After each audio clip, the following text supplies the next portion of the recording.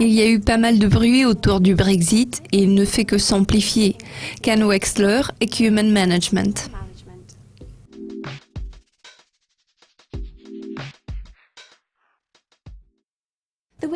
La semaine a commencé par le discours du ministre des Finances allemand. Mardi, nous avons appris les données relatives au chômage émanant de l'Allemagne.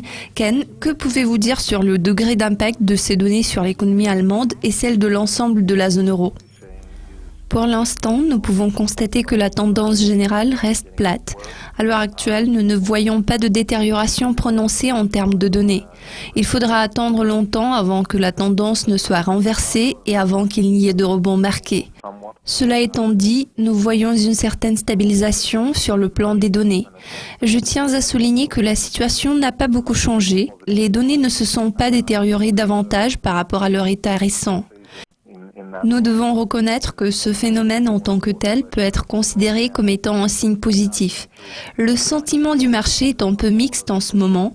Nous voyons qu'à l'heure actuelle, il n'y a pas beaucoup d'objectivité à l'égard de la qualité des données. De toute évidence, si les données se révèlent positives et surprennent les marchés, ça va être interprété comme étant un bon signe par les marchés, même si les craintes persistent. Alors, pour répondre à votre question concernant la santé générale de la zone euro et l'impact de ces données sur l'économie dans son ensemble, je crois qu'à l'heure actuelle, nous ne sommes pas en train d'atteindre le seuil plancher, mais nous voyons une certaine stabilisation. Bien sûr que maintenant, tous les yeux sont tournés vers la prochaine réunion de la BCE programmée le 10 mars. Il est important de suivre les réflexions des ministres des Finances pour comprendre le courant de pensée dominant en termes de politique monétaire. Il faut garder à l'esprit que Mario Draghi a déjà souligné que nous pourrions voir plus d'actions de la part de la Banque centrale européenne à partir de la réunion de la banque en mars.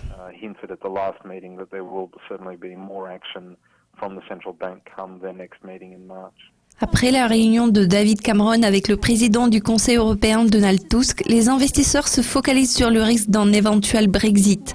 Jeudi, nous apprendrons la décision sur les taux de la Banque d'Angleterre. À quel genre de réaction de la livre sterling vous attendez-vous ? Les discussions sur l'éventuelle sortie de la Grande-Bretagne de l'UE ne cessent pas. Il y a eu pas mal de bruit autour du Brexit et il ne fait que s'amplifier. L'essentiel maintenant est de ne pas tomber dans le piège de toutes les tentatives de déterminer le calendrier du vote référendaire. Certains estiment que la date du référendum pourrait être fixée pour juin. Il est encore trop tôt pour l'affirmer avec certitude, mais nous voyons déjà une certaine réaction du marché. Souvenons-nous du novembre-décembre de l'année dernière. Le référendum se profilait déjà à l'horizon et pourtant le marché restait relativement calme. Je suis fort persuadée que nous entendrons beaucoup d'échos qui vont circuler sur les marchés au cours des 3 prochains mois. Voilà donc pourquoi la livre sterling sera exposée à une certaine pression à la baisse. Pour ce qui est de la réunion de la Banque d'Angleterre qui aura lieu jeudi, nous pouvons constater que les marchés n'envisagent aucun changement sur le plan des taux d'intérêt. Les marchés vont se focaliser sur la répartition des voix car les avis seront partagés. En ce qui concerne la répartition des voix, il sera intéressant de voir si c'est 8 contre 1, 7 contre 2 ou même 9 voix unanimes. En réalité, je table sur 8 contre 1. La rhétorique sera intéressante, pourtant il sera important d'analyser le rapport sur l'inflation pour comprendre la direction qu'elle va prendre au cours du prochain trimestre. Ça va être le moteur clé de la politique monétaire et des taux d'intérêt à moyen terme.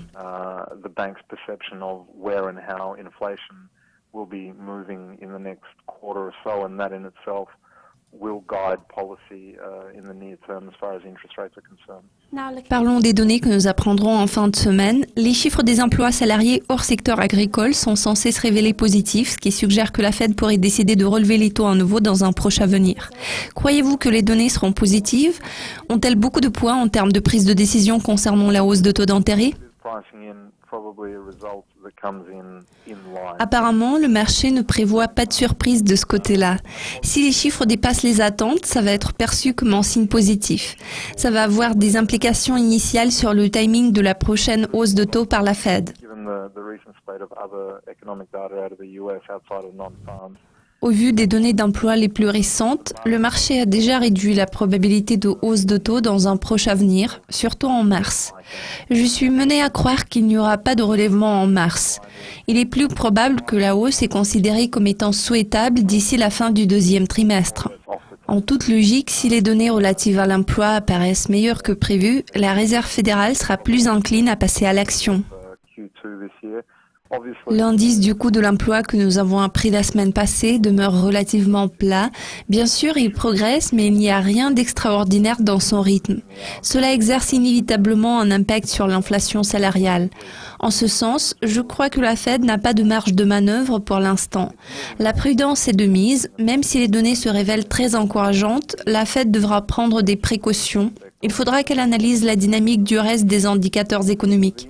Évidemment, ce ne sont pas que les chiffres des NFP qui influencent les décisions de la Fed. Il existe beaucoup d'indicateurs significatifs à ne pas perdre de vue. Ultimately, there's other data that plays a fairly significant role in the Fed's decision-making process with regard rates. Ken, je vous remercie de votre participation. Merci de votre attention. La semaine de trading bat son plan. Restez avec nous pour être au courant de tout ce qui se passe sur les marchés financiers. Au revoir.